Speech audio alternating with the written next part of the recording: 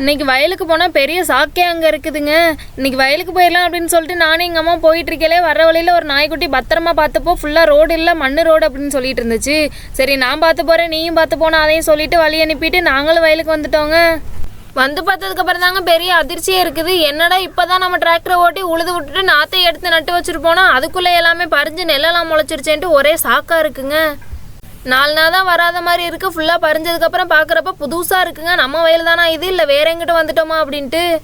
அப்புறம் நம்ம கிணற பார்த்தோன்னே ஆமாம் இது நம்ம வயல் தான் அப்படின்ட்டு கன்ஃபார்ம் பண்ணிவிட்டு அப்புறமா வயலுக்குள்ளே இருக்க நெல்லெல்லாம் ஒன்று ஒன்றா செக் பண்ணாங்க பெரிய ஆராய்ச்சியாளர் மாதிரி.